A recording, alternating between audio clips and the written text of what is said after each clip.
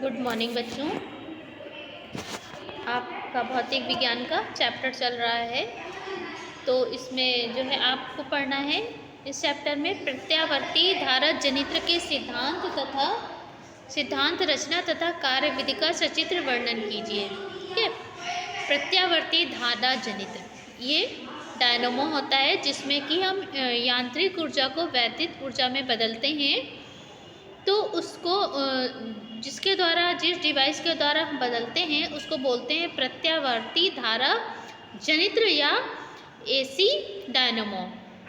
ठीक है। इसी क्वेश्चन को दूसरी तरह भी पूछा गया है। इस क्वेश्चन में पूछा गया है वैद्युत चुंबकीय प्रेरण परिघटना को समझाइए। इसके सिद्धांत पर कार्य करने वाले प्रत्यावर्ती धारा डायनमो की कार्यविधि का सचित्र वर्णन कीजिए। ये क्वेश्चन दो तरह से पूछा गया, और भी तरह किसी भी तरह पूछा जा सकता है, आप देख लीजिएगा।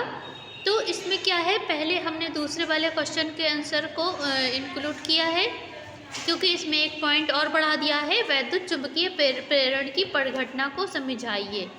तो विद्युत चुंबकीय प्रेरण हम समझा चुके हैं, फिर से एक बार रिपीट कर देते हैं। जब किसी कुंडली व चुंबक के बीच अपेक्षित गति होती है, मतलब दोनों में से कोई एक गति करे, ठीक है, तो उसको बोलते हैं अपेक्षित गति। तो जब किसी कुंडली और चुंबक के बीच अपेक्षित गति होती है, कुंडली से गुजरने वाली चुंबकीय फ्लक्स में परिवर्तन होता है, जिससे कुंडली के सिरों पर विद्युत वाहक बल उत्पन्न हो जाता है। इस घटना को विद्युत चुंबकीय प्रेरण तथा उत्पन्न विद्युत वाहक बल को प्रेरित विद्युत वाहक बल कहते हैं। और इसमें जो करंट फ्लो करती है, तो उसे कहते हैं प्रेरित धारा।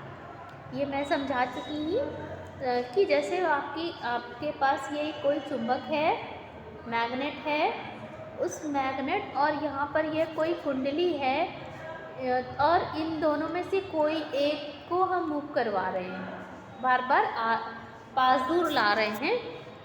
तो होता क्या है, ये जो आपकी कुंडली है, इसमें क्या है, करंट फ्लो करने लगती है। क्या होने लगती है, करंट फ्लो करने लगती है।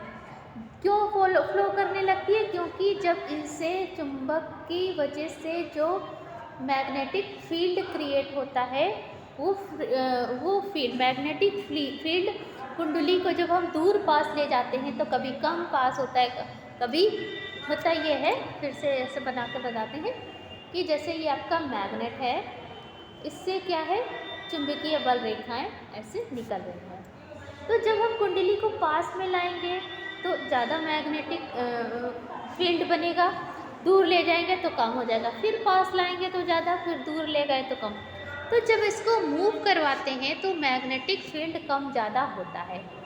तो यानी कि मैग्नेटिक फील्ड चेंज हो रहा है, यानी मैग्नेटिक फ्लक्स भी में परिवर्तन हो रहा है, जिसके कारण उसकी कुंडली के सिरों पर क्या हो जाता है, विद्युत वाहक बल उत्पन्न हो जाता है, जिसकी वजह से करंट फ्लो करने लगती है। ठीक है। तो इसी सिद्धांत को का यूज़ करके प्रत्यावर्ती धारा जनित्र या एसी डायनमो बनाया गया है।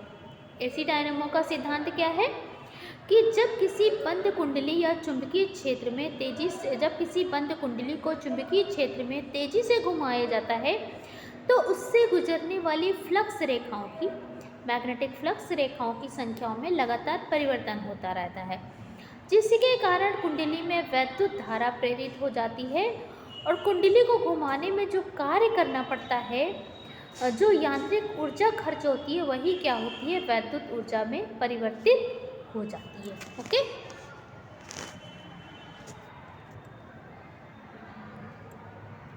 ये इसी सिद्धांत को फॉलो किया गया है। अब क्या है, हम देखेंगे कि ये जो डायनमो बनाया गया है, ये इसकी रचना कैसे है। ठीक है। अब इसको हम लोग देखते हैं। ये डायनमो है, डायनमो का रे डायग्राम में समझ लीजिए बनाया गया है। यहाँ पर क्या है, इसमें चार चीज़ें हैं। क्या क्या, ये दो मैग्नेट है, ये मैग्नेट हैं, और इनके बीच में ये कुंडली क्या है, मूव करती रहती है, कुंडली मूव करती रहती है। ये तो तुम्हारा मैग्नेटिक फील्ड क्रिएट करने के लिए मैग्नेट लगा हुआ है, बीच में ये कुंडली है, और इससे जो है दो सर्पिल वलय लगे हुए हैं और ये सर्पिल वलय दो स्थिर ब्रूस से अटैच होते हैं। ये 4 मेन चीज़ें होती हैं जिनका कि इसकी रचना में वर्णन किया गया है। तो क्या क्या है देखते हैं। यह एक शक्तिशाली चुंबक होता है, चुंबक NH है। इसके द्वारा उत्पन्न चुंबकीय क्षेत्र की बल रेखाएं चुंबक के ध्रुव N से S की ओर जाती हैं। ये चुंबक के ध्रुव N से S की ओर जाती है। यह एक शक्तिशाली चुंबक होता है। इसके द्वारा उत्पन्न चुंबकीय क्षेत्र की बल रेखाएं N से S की ओर जाती हैं। चुंबक के ध्रुवों के बीच में पृथक्कृत तारों की एक कुंडली ABCD होती है। जैसे कि अभी ये दिखाया, ये कुंडली ABCD होती है और ABCD होती है जिसे आर्मेचर कुंडली कहते हैं। कुंडली कई फेरों की होती है और ध्रुवों के बीच क्षैतिज अक्ष पर जल टरबाइन से घुमाई जाती है। ठीक है, टरबाइन आप लोग जानती हो, जो भाप की शक्ति से ये घूमती है। और फिर दूसरा क्या है, सर्पी वलय या ब्रूस। कुंडली के दोनों सिरों का संबंध, जो कुंडली होती है, जैसे कि आपकी ये कुंडली है, इसके ये 2 सिरे हैं, इनसे दोनों से क्या होता है, एक एक तांबे के छल्ले अटैच होते हैं। दोनों तरफ तांबों के छल्ले होते हैं जो आपस में एक दूसरे को स्पर्श नहीं करते हैं, टच नहीं करते हैं, तथा कुंडली के साथ उसी अक्ष में जैसे जैसे कुंडली घूमती है वैसे वैसे ये भी उसी अक्ष में घूमते हैं। इन्हें सर्पी वलय कहते हैं। इन छल्लों को 2 कार्बन ब्रूस X तथा Y छूती रहती है। इन दोनों छल्लों को क्या है, दोनों तरफ देखो, ये एक तरफ X और एक तरफ Y ब्रूस अटैच रहता है दोनों छल्लों से। ठीक है, और इन्हें सर्पी वलय, इन छल्लों से दोनों तरफ X और Y ब्रूस लगा होता है। ये ब्रूस स्थिर रहते हैं, इन छल्लों के बीच फिसलते हुए घूमते रहते हैं। इन ब्रूसों का संबंध बाह्य परिपथ से कर देते हैं, जहाँ पर धारा हमें भेजनी रहती है। ये जो ब्रूस लगे हुए हैं दोनों तरफ X और Y, इनका संबंध बाह्य परिपथ से, जैसे हमको ट्यूबलाइट जलाना है, बल्ब जलाना है, फैन जलाना है, उस जगह से हम इसको कनेक्ट कर देते हैं। ठीक है, तो ये रहा तुम्हारा ब्रूस भी हो गया। अब देखते हैं नेक्स्ट क्या है, इसकी कार्यविधि देख लेते हैं। अब इसकी हम कार्यविधि देख लेते हैं क्या होती है। कार्यविधि, जैसे इसका स्ट्रक्चर होता है उसी के आधार पर इसकी हम कार्यविधि समझा देते हैं।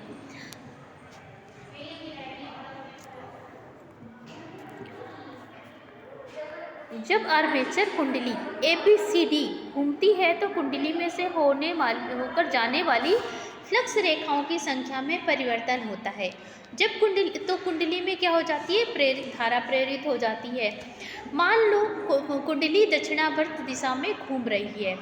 ठीक है, ये तुम्हारी, ये आप देख सकती हो, ये कुंडली है, ये क्या है, अक्ष से, ये आपकी कुंडली है, ये क्या है, ऐसे दक्षिणावर्त ऐसे क्लॉकवाइज इस डायरेक्शन में क्या हो रही है, घूम रही है, क्लॉकवाइज घूम रही है।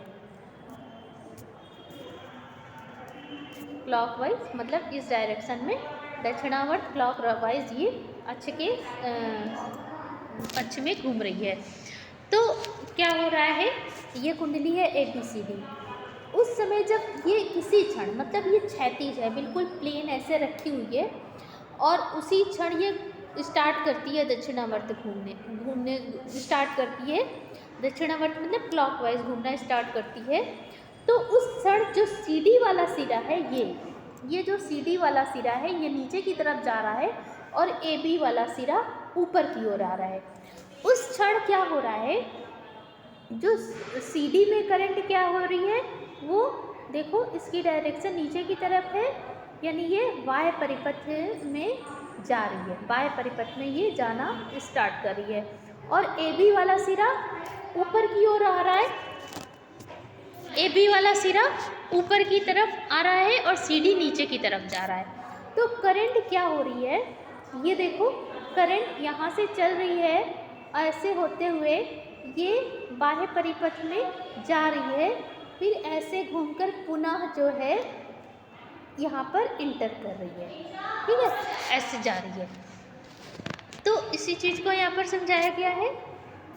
जब आर्मेचर कुंडली ABCD घूमती है तो कुंडली में से होकर जाने वाली फ्लक्स रेखाओं की संख्या में परिवर्तन होता है।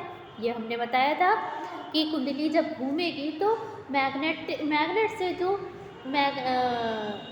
चुंबकीय बल रेखाएं गुजर रही हैं, निकल रही हैं, वो क्या होंगी, जब घूमेगी तो जाहिर सी बात है कभी एक स्थिर तो है नहीं, कभी कम उसके पास से होकर जाएगी तो ज़्यादा हो जाएगी, उस पर दूर जाएगी तो मैग्नेटिक मतलब बल रेखाओं की संख्या कम हो जाएगी, यानी मैग्नेटिक फील्ड घटेगा बढ़ेगा, यानी चुंबकीय फ्लक्स में परिवर्तन होगा, जिसकी वजह से उसमें क्या होगी, कुंडली के सिरों पर विद्युत वाहक बल उत्पन्न हो जाएगा और विद्युत वाहक बल उत्पन्न होने के कारण उसमें करंट फ्लो होने लगेगी। ये बात अभी समझाया।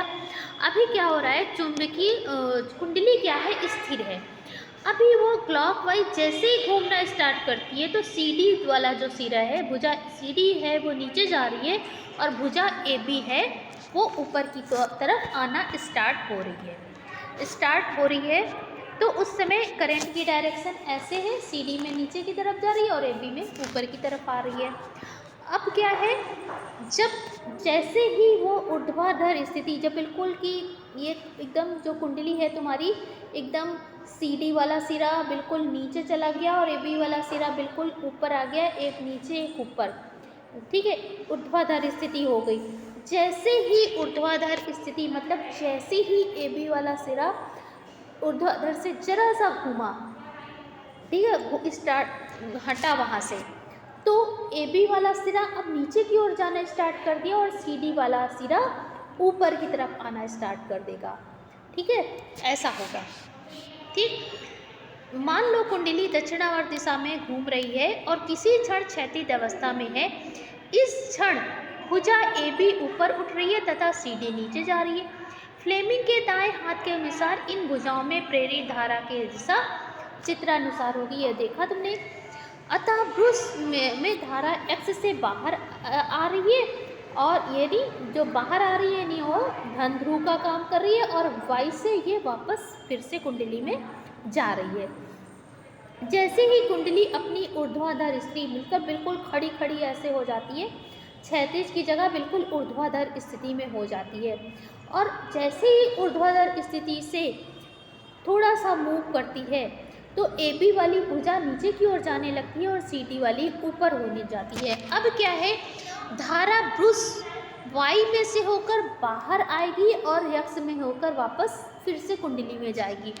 इस प्रकार आधे चक्कर में जो है आधे चक्कर के बाद Y परिपथ में धारा की दिशा क्या हो जाएगी, बदल जाएगी, चेंज हो जाएगी।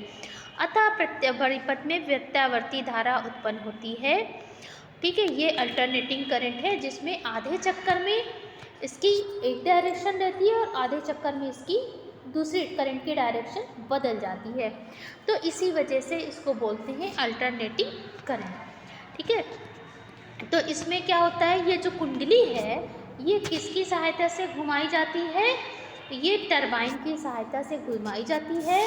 और इसमें क्या होता है, क्योंकि ये मैग्नेट के बीच में रखी हुई है, चुंबकीय क्षेत्र के बीच में रखी है और ये जब घूमती है तो चुंबकीय फ्लक्स में परिवर्तन होता है। चुंबकीय फ्लक्स में परिवर्तन की वजह से इसमें करंट फ्लो होने लगती है और उस करंट का हम क्या करते हैं, इस्तेमाल कर लेते हैं। ओके, तो ये रहा तुम्हारा डायनोमो, विद्युत जनित डायनोमो, जिसको कि ये अक्सर एग्ज़ाम में क्या होता है, ये आता है एग्ज़ाम में, लॉन्ग क्वेश्चन में आता है। इसे आपको तैयार करना है, इसको अच्छे से आप लोग तैयार कर लीजिएगा।